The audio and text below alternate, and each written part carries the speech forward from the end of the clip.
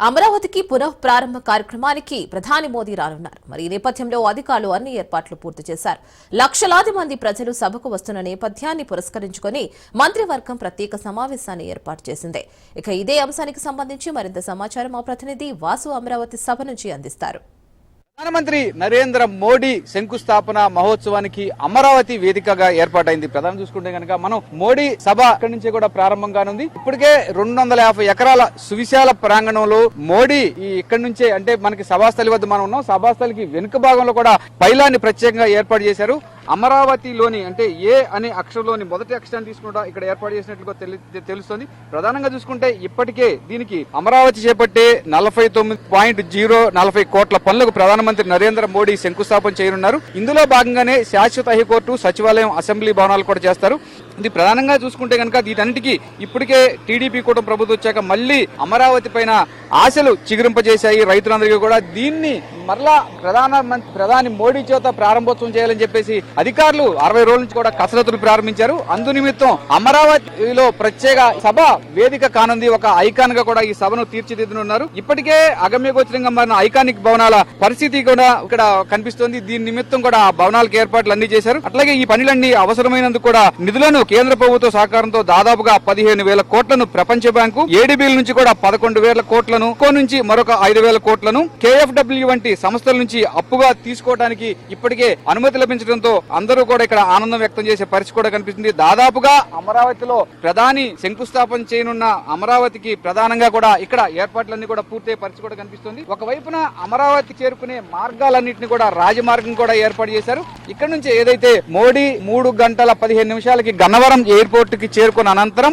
అక్కడ నుంచి ప్రత్యేక హెలికాప్టర్ లో సమీపంలోని హెలిప్యాడ్ వద్దకు చేరుకుంటారు. దీని నుంచి హెలిప్యాడ్ వద్ద నుంచి కూడా కిలోమీటర్ అంటే హెలిప్యాడ్ సమీపం నుంచి ఈ సభాస్థలి వేదిక వద్దకు చేరుకుంటానికి 1 కిలోమీటర్ మార్గం ఉంటుంది. ఈ కిలోమీటర్ మార్గం వెంబడి కూడా ప్రత్యేకంగా మన ఏదైతే అమరావతి సంస్కృతి సౌరభాలు ఎలా ఉంటాయో వాటన్నిటితోటి ప్రత్యేకంగా బోర్డులు కూడా ఏర్పాటు చేయనున్నారు. అలాగే ఈ ప్రాంతంలో ఉన్న గ్రీనరీస్ తో ఇప్పటికే ఏర్పాటు చేయడం కూడా జరిగింది. దీని నుంచి అమరావతి ప్రాంతానికి తరలి వచ్చే ప్రజలకు ఎటువంటి ఆటంకం కలగకుండా ప్రత్యేక రవాణా సదుపాయాలను కూడా ఏర్పాటు చేశారు.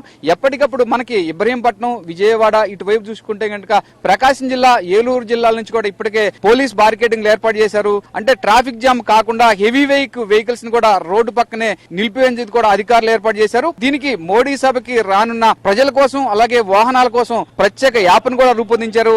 ఏ వైపు నుంచి ఎన్ని వాహనాలు వస్తున్నాయి, ఈ వాహనాల క్రౌడ్ ను బట్టి ఇక్కడ అంటే ఈ ప్రాంతంలో మనం పార్క్ ప్రదేశంలో ఎవరు ఎంతవరకు అనుమతించాలి అన్న దాన్ని మాత్రమే ప్రధానంగా దీనికి ఒక టైం స్లాట్ ను కూడా కేటాయించడం కూడా జరిగింది. ఆ టైం స్లాట్ లో వచ్చిన వాహనాలను మాత్రమే మోడీ సభకి అనుమతిస్తారు. కొన్ని వాహనాలకి పార్కింగ్ చేసుకునేందుకు కూడా 3 కిలోమీటర్ల అవతల పార్కింగ్ ప్రదేశాలను ఏర్పాటు చేశారు. ప్రజలందరూ సురక్షితంగా ఈ ప్రాంతానికి మోడీ సభను తిలకించేందుకు కూడా ప్రత్యేక సౌకర్యాలను ఏర్పాటు చేసినట్టుగా తెలియజేశారు. వచ్చేవారందరికీ అంటే ఉదయం టిఫిన్ సౌకర్యంతో పాటుగా మధ్యాహ్నం భోజన సౌకర్యాలు కూడా ఏర్పాటు చేశారు. అయితే మనం చూస్తున్నాం ప్రధానమంత్రి మోడీ మనం ఇప్పుడు ఎదురుగుండా చూసే పరిస్థితి. అక్కడి నుంచి కూడా ప్రత్యేకంగా అంటే క్యాన్వాయ్ మోడీ సభాస్థలికి అలాగా వెనుకకు చేరుకునే పరిస్థితి కూడా కనిపిస్తుంది. ఈ సభాస్థలి వెనుకల ఒక పైలాన్ కూడా ఏర్పాటు చేశారు. ఈ పైలాన్ ప్రత్యేక ఆకర్షణగా కూడా నిలవనుంది. అమరావతి ఇప్పటి వరకు పడిన కష్టాలు అన్నింటినీ కూడా ఓర్చుకుని మరలా అమరావతి పునః ప్రారంభ సభకు కూడా ఎలాగ ఏర్పాటు చేయాలో అలాగే ఏర్పాటు చేశారు. దానిపైన ఏదైతే నిక్షిప్త చేయబడి ఉంటుందో ఈ పైలాన్ పైన ఈ పైలాన్ ప్రధానమంత్రి